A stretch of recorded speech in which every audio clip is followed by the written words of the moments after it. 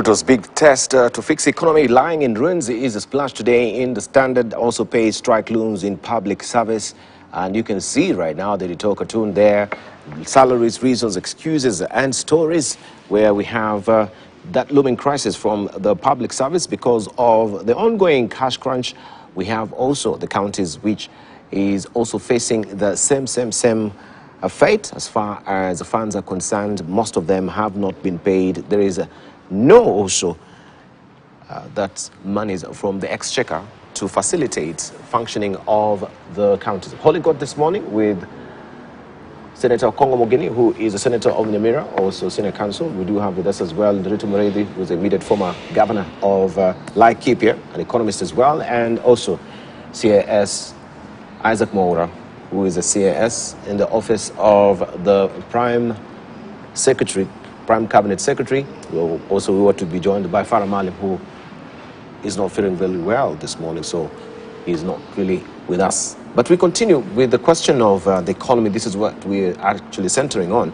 And I was just to begin with you, Nderitu Muredi. So now we're in this fix as well. People will say, what are the options on the table so far? Is also a quantitative easing a way to go in this regard? Because many economies, they've been doing that. Whenever you're faced with inflation, or the crunch that we're in, quantitative easing is an option. But is it just a band-aid solution, or it will worsen the situation?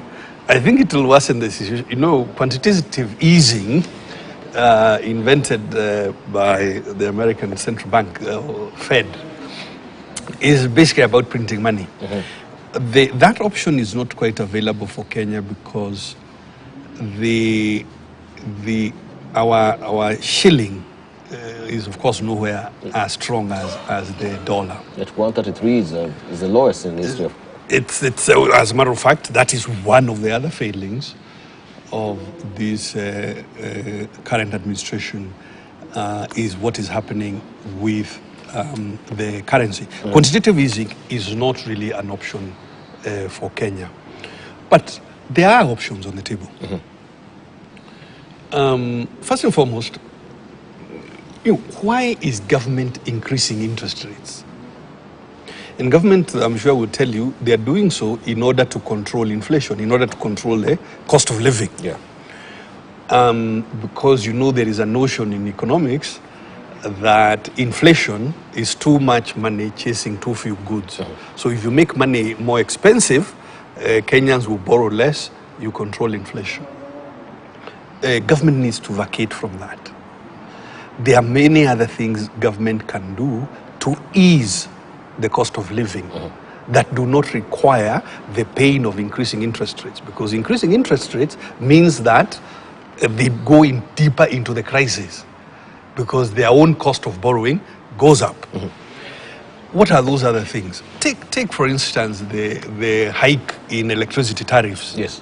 And if you ask central bank, actually in the formal communication by central bank why they increased interest rates about a week and a half ago, 10 days ago, the inflation was going up because it was dry in January, February, but it was also going up because of the increases in electricity tariffs, and they expected to go up further because there were further increases in electricity tariffs. But that is government action. So first of all, government can stop doing that, increasing electricity tariffs. Secondly, government sets the tone for the level of inflation. And again, it does so in writing. The CS for Treasury writes a formal notice to the central bank that says, I want you to manipulate money so that the rate of change of prices is at here. And currently, they have set a very high bar of 7.5%. They have no reason to do so. Today, Treasury Secretary, Professor Ndungu, can say 0%. And that immediately removes the inflationary pressure. So there are many things that government can do today without causing more injury. So the power is in their hands right now? The power is in their hands. And certainly for me as an economist, I must tell you, I am truly, truly disappointed with the way, government leadership from the president downwards are conducting this matter. Because you see, once you put in your head the blame game, so instead of actually asking, are there real technical solutions and can let's start implement them today, then you spend most of your intellectual energy trying to find excuses and blame game on the previous administration. 2 quick points related to the editorial cartoons. Can you refinance? You should refinance. Now, what this government ought to do is reduce interest rates so that, and by doing so, avail itself the possibility of refinancing domestic debt at a lower level of interest rates, saving the debt service or the interest charges that are there. Has it been done before? That's exactly what President Kibaki did.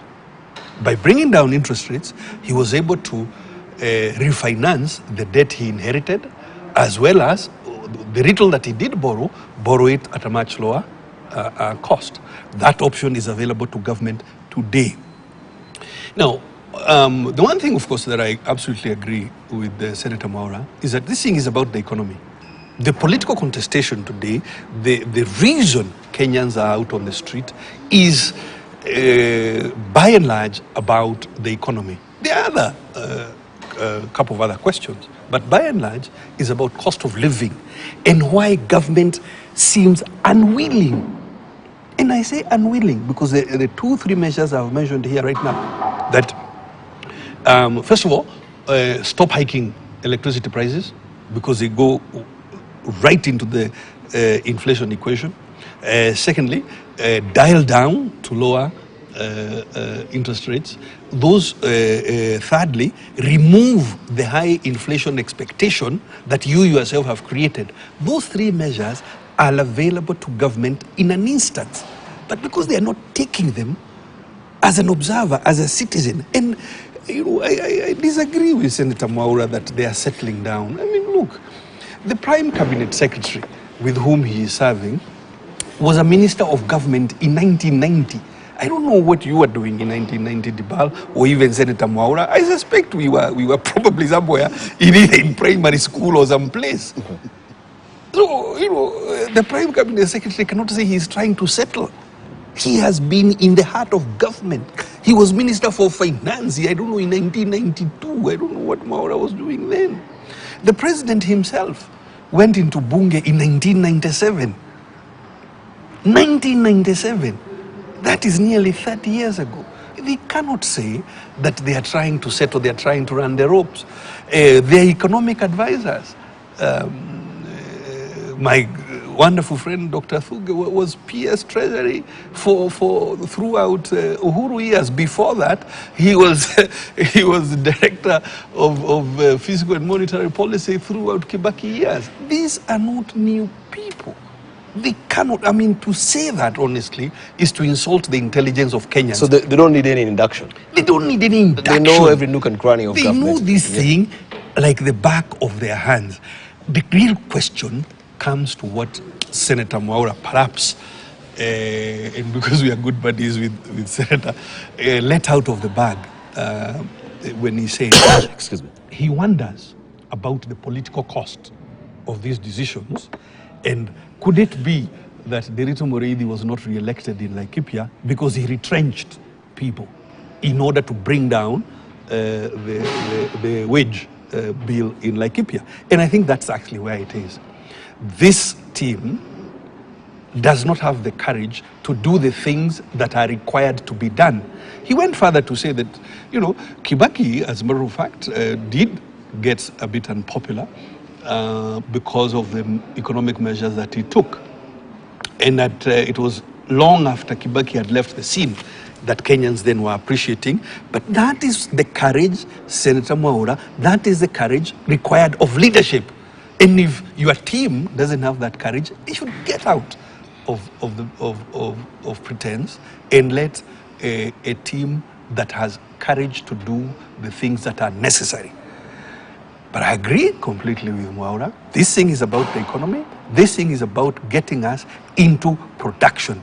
You cannot get Kenyans into production by ensuring that their loans are now at 18, 19%.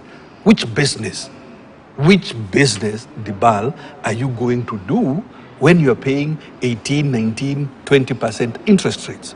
And what this team, current team is doing, and I told you about my Uber driver who told Kumaliza Kenya. You see, last week, this government was in the market. They wanted to borrow 20 billion shillings in a 10-year bond. The market just looked at them. They were only able to raise 3.6 billion shillings out of the amount they wanted, which was 20 billion, in a 10-year bond, which was only one of the bonds, of course, that they were issuing last week. And the results came out on Thursday, just the day before Good Friday.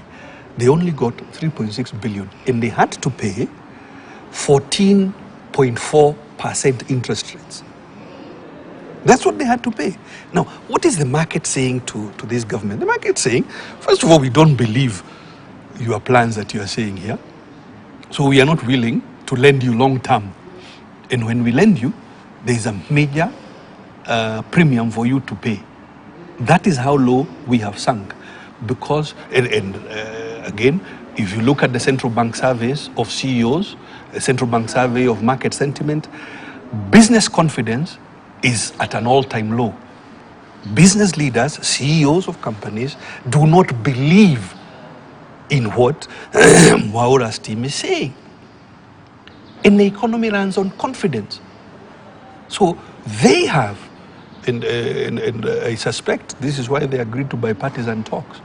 I tell you, without them climbing down from their high horse, without them accepting real technical solutions to the questions of Kenya, if they continue in their wanton ways, in their blame game, in their major insults, this country will only head into ruin. Thank you. Thank you. Let me hear from Congo Mogani, because when you're talking about austerity measures as well, we would give it to the stand 300 billion shillings will have been amounts. Maybe also they'll be seeking to try and salvage from the current recurrent expenditure. We've not seen that really happening. Aside from that, we've seen the listing of the CSs, which is about in court right now. We wonder where it will go.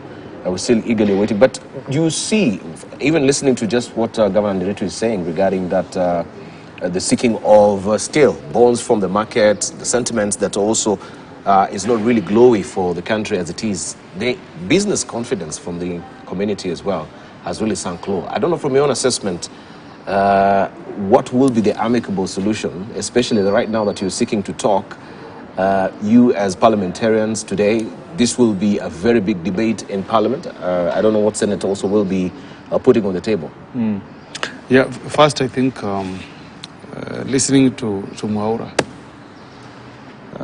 you can get the feeling that the Uda administration is a little bit lost. You know, when you are in government and you are telling Kenyans that I hope the talks will salvage the economy, you are admitting that within your file and ranks, you don't have people who can provide solution. It's like the cabinet that the president has put together can really not fix. But you understand where it's coming from. That you, as Azimio, you've been sabotaging the economy. You've been called the economic terrorists. Not at all. I've told you here before, and I want to repeat.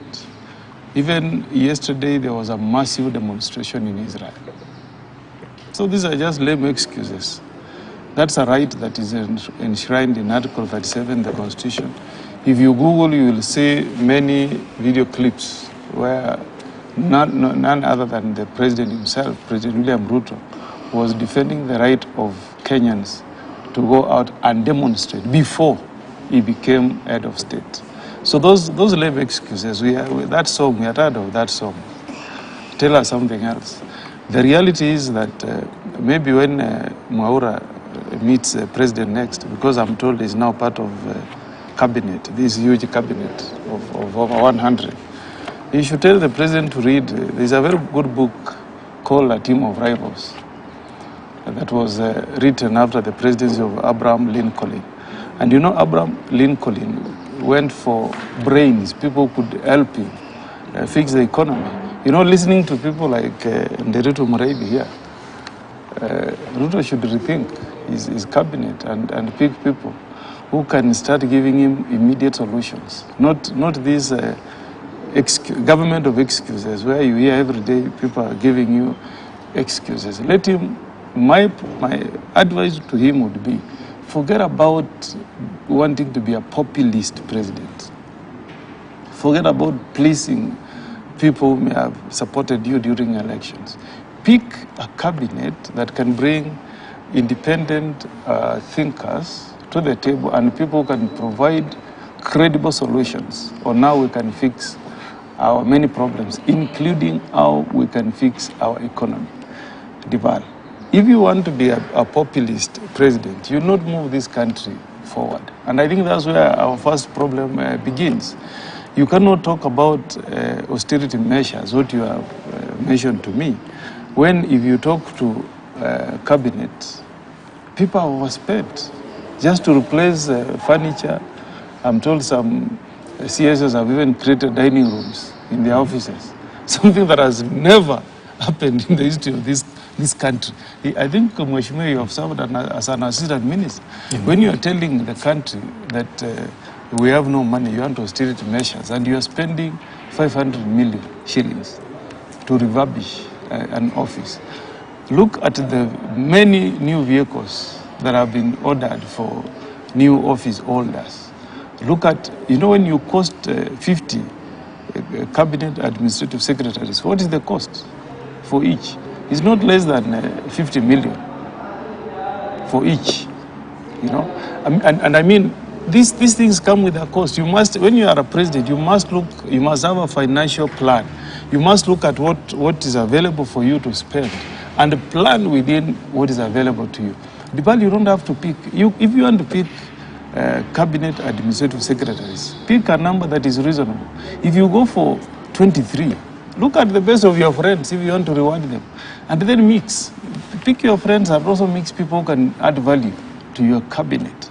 That's how you run a country. But we're having a president who wants to go at whatever lengths to please a few at the expense of the majority Kenyans. Dibal. Cabinet administrative secretaries, 50 of them, will take office and they'll start earning salaries. But as we speak today, Dibal, I was in Nyamira yesterday. Money has not gone to the counties for the last 4 months. You are talking about MPs who didn't earn money as of Thursday last week. We have employees in our counties working for the same government because it's one government. Even we say there are two governments, but at the end of the day, it's one government who have not earned salaries for the last 3 months. I mean, I'm not an economist, but those are indications of a government that is about to collapse. I'm told that's how things went in Ghana. That's how things went in Zambia. Those are warning signs, Dibal. So really, if I was the president, I think he should go back and have some discipline as a president from his own desk, and you know, be realistic. If you create, I'm looking at another president now in 2027. Uhuru had how many CSs? They're about 25. Ruto has created 50. If we don't address this issue, it means the next president will again look for 100 friends and create another cabinet. Yeah, another 100 CSs.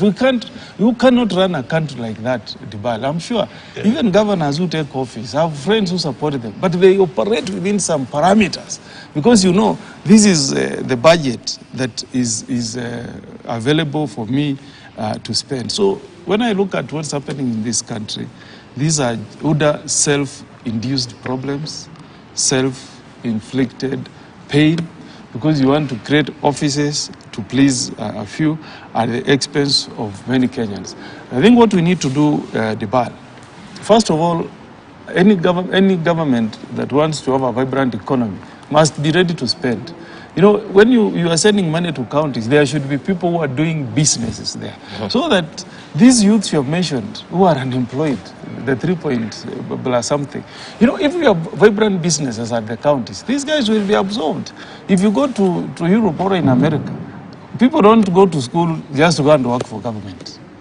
People go to school and they join the many enterprises.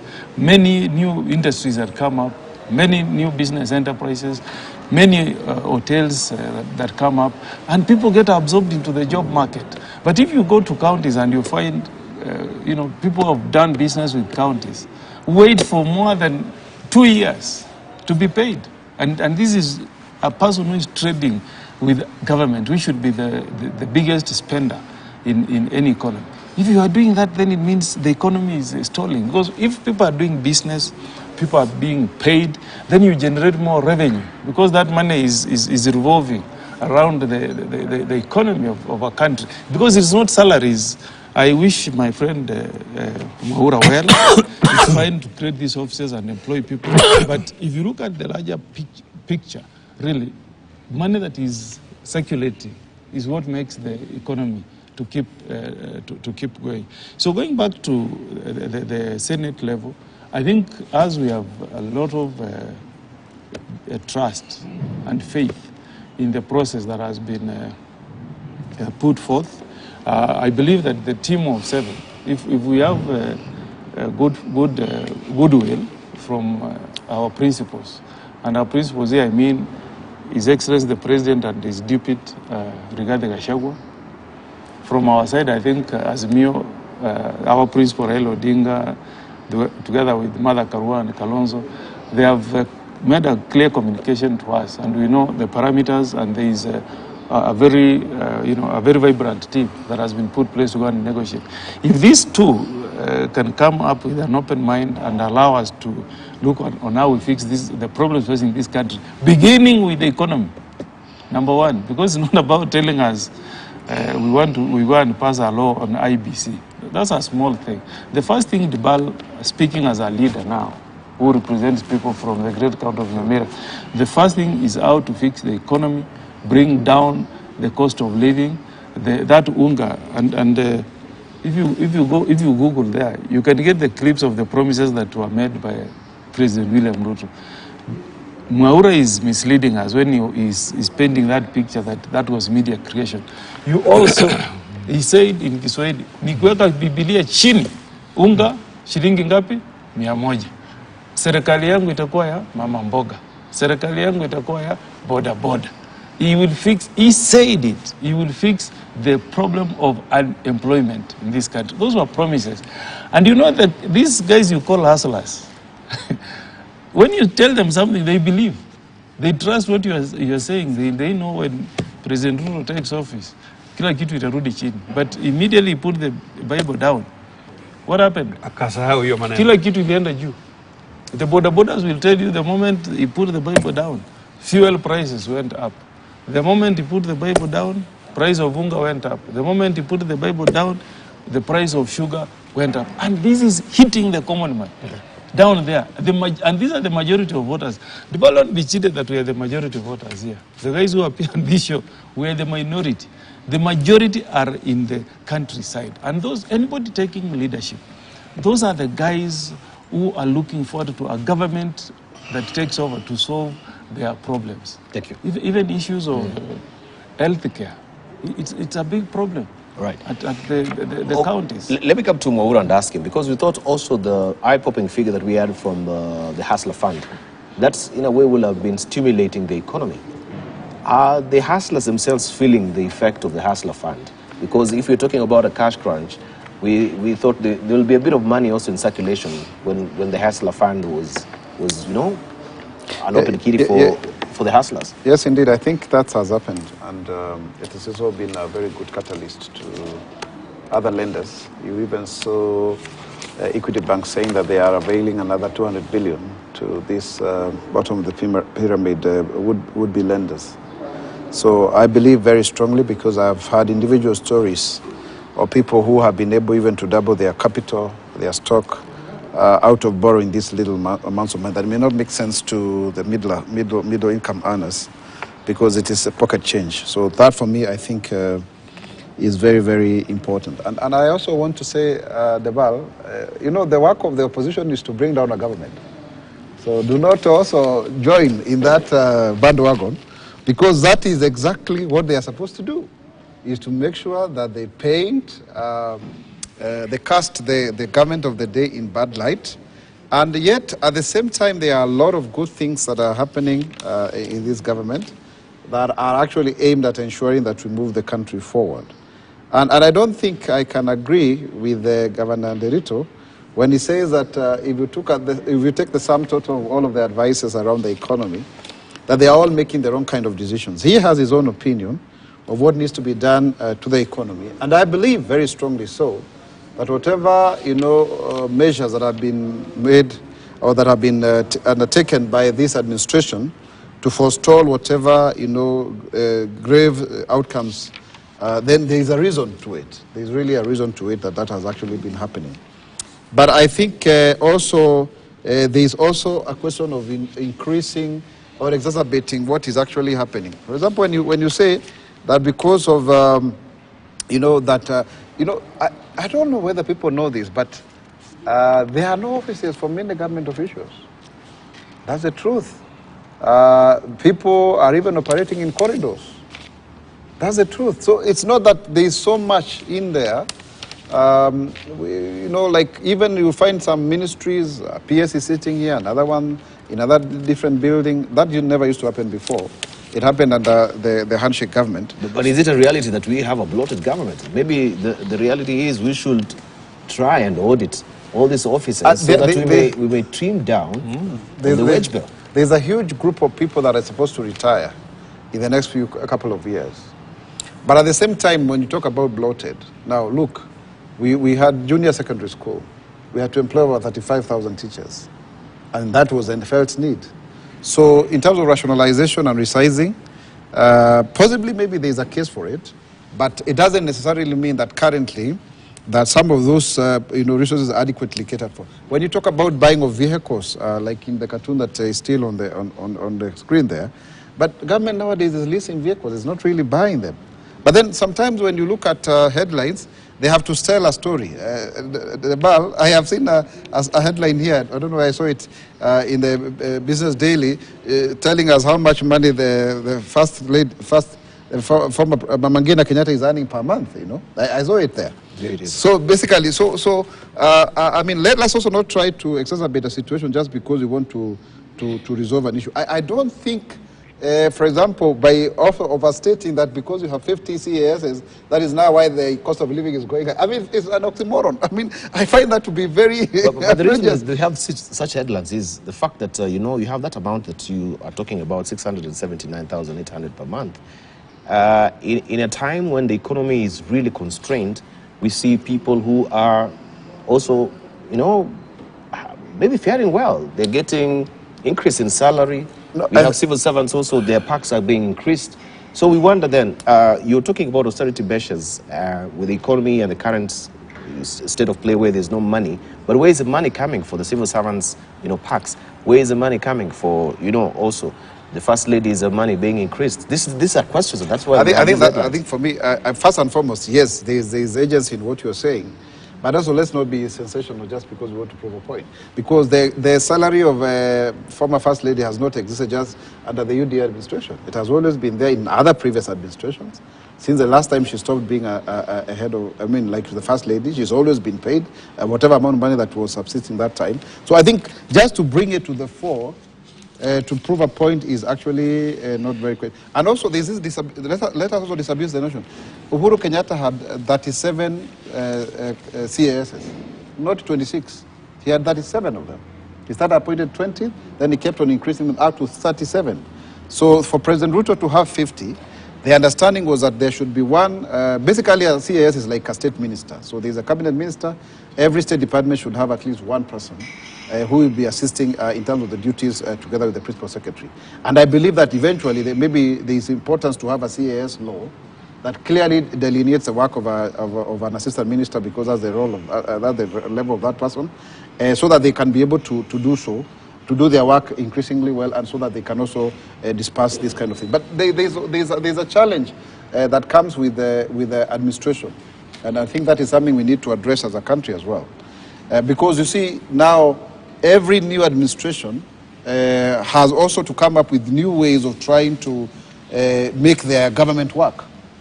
But then there is also the other pre-existing administration and what they were able to do. For example, let me show you.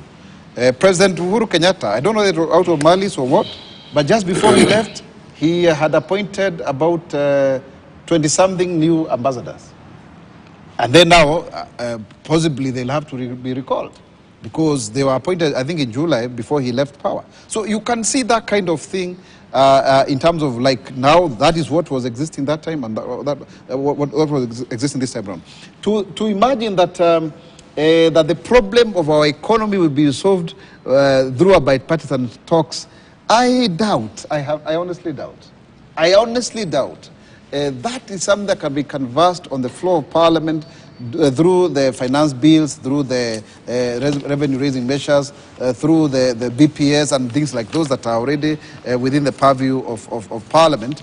But then it is settling the political question that is arising from an exclusionist system that we created from America, where you said you don't need the official leader of opposition in Parliament. I mean, I think for me that was a serious, lack of, that was a serious error of omission. But when you talk about Parliament right now, we have also Dr. Nyikalu who has been on this panel. That debate is not having a very conducive environment within the presence of Parliament.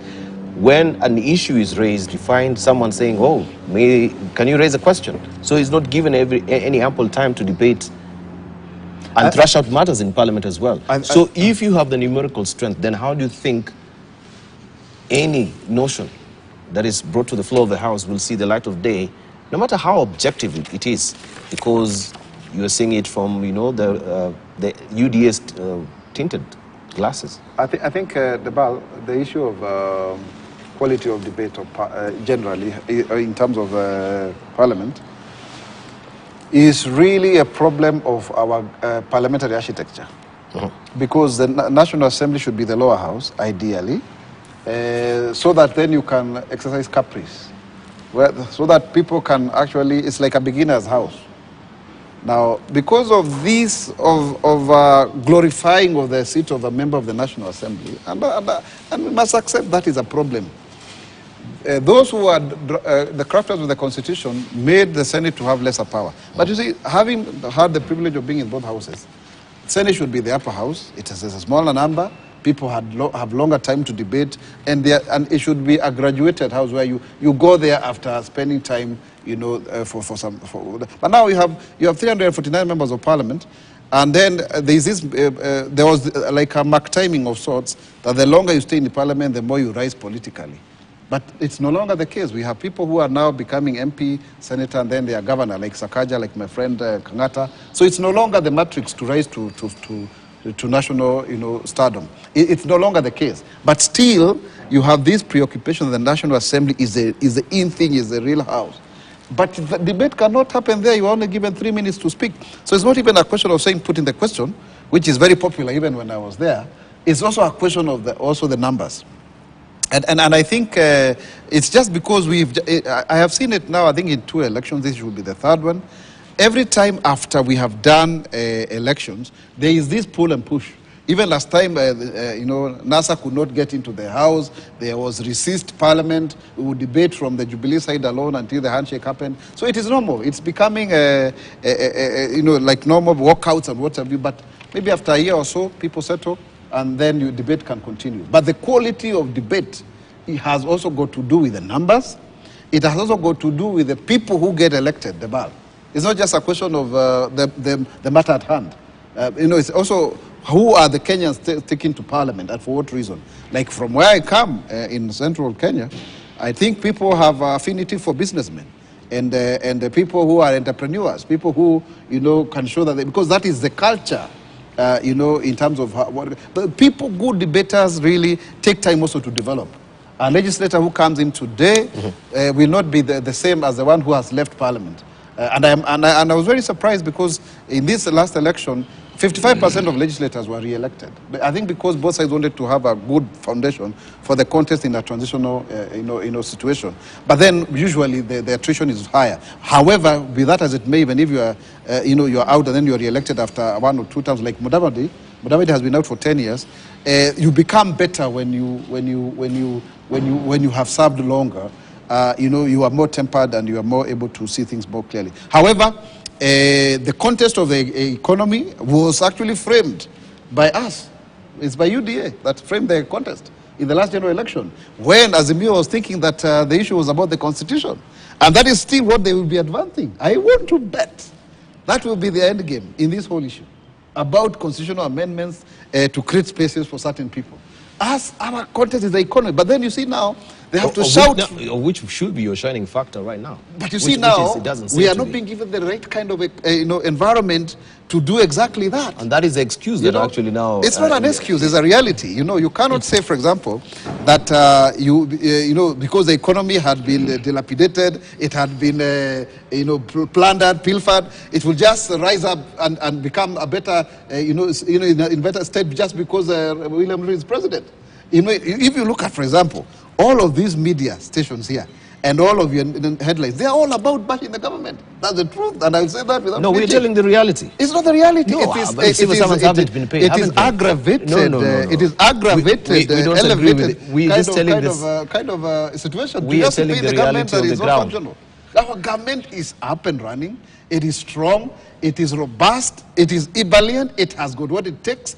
It just needs to be given time and the benefit. You know what, Isaac? So that kind of latitude so that for it to perform. People cannot wait for the government to shake it to place to be paid their salaries.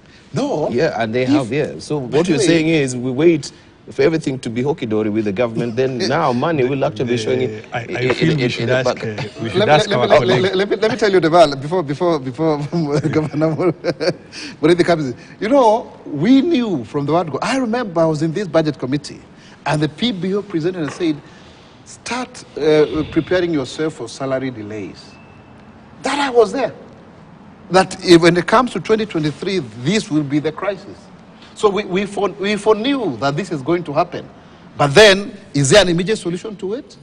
I don't think there is an immediate solution to it, especially when you have a huge public debt, when there was a lot of infrastructural spending that you still have to pay for that. When there were, budgets that were spent out of, they were not unbudgeted expenses, When you have people, stealing money last minute over how many billions in 26 minutes. I mean, that is where we are in, and we cannot fail to say that, actually. Before I come to you, Director, because I know the government, and you heard from the Deputy President that's saying this is a government of stakeholders. It is a company. Yeah. And the shareholders, yeah, the shareholders. So not even stakeholders, shareholders. That's the appropriate word. The question will be: I know you've read, maybe you're a good reader, "How the Mighty Fall" by Jim Collins, right? And that particular graph, how it normally goes when you are in a cash crunch as a company, there is no money to actually even run your current expenditure, which is the next side of that particular graph. Now, Debal, you cannot be a prophet of I'm not just asking, because that's where we are in the curve. We are taking the measures that are going to make sure that we get the kind of revenue that we require. And in our medium term, we want to raise revenue to 4 trillion, up to 5 trillion. And they are good measures. In fact, after this, without disclosing much, there are discussions that we are going to hold to see some ideas that we have that also will lead us to that direction. And when you're government, you must always sell hope to people. Now, I'm listening to Governor Muriithi here. He is very, bearish about the economy. He is saying that people are not investing, that the confidence in the market has gone low. Yet, actually, immediately President Ruto was elected, there was a lot of trading at the NSE. Here, I have a group of investors who want to invest in the steel industry. And they would want to, to have us sit down with the concerned ministry or state department so that they can roll out. Actually, they're acquiring land. Kenyans and more people are willing to invest in this economy. Look at our president. He's been traveling Korea, and he's looking for people to come and pump money into this economy, and he's gotten very good concessions. So let us also not try, in our quest to prove to get some political capital, that all is doom and gloom and lost. If we have been able to be at this edge of the precipice before, and we were able to rise again, we shall rise again. And I'm very optimistic.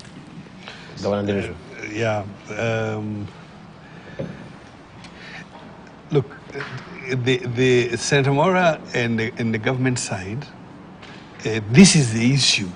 The refusal to, first of all, acknowledge where there is a problem, and then to diagnose the problem properly. Cost of living is high and rising very fast, rising higher at 9.2%.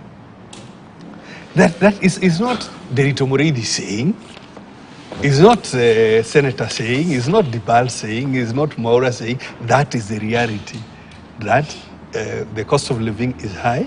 It is escalating at the rate of 9.2%. Who is saying so? Government itself. After all, the Kenya Bureau of Statistics is a government body. Yeah? Central Bank is government. So it's not we, the individuals of Kenya, saying. When government agencies measure what is the speed of increase in prices of unga, of petrol, yes, of cooking fat, those prices are going up at that rate. What Kenyans are saying, hey, Mr. Government, it's actually your job to do something about it. And you don't appear to be doing. As a matter of fact, you appear to be fueling it. You appear to be fueling it. I just want to invite Senator Maura, because after all, he's a CS in the Prime Cabinet Secretary, to take the communication from Central Bank from 10 days ago when they were increasing interest rates, and to look at the reasons they put inside there. They said, look, we have to increase interest rates more because food prices were high in February. And even though we expect rains, we think food prices or cost of living will go up still, because the main driver is the cost of fuels, in particular electricity. Why? Because of higher tariffs. I'm quoting verbatim the communication from Central Bank, not from Derito Moridi. Now, all we are saying to Senator Maura and the rest of the government team is that, please stop doing that. Why are you hurting your own country? You, as a government, that your job cannot be to ruin your own country. So stop it.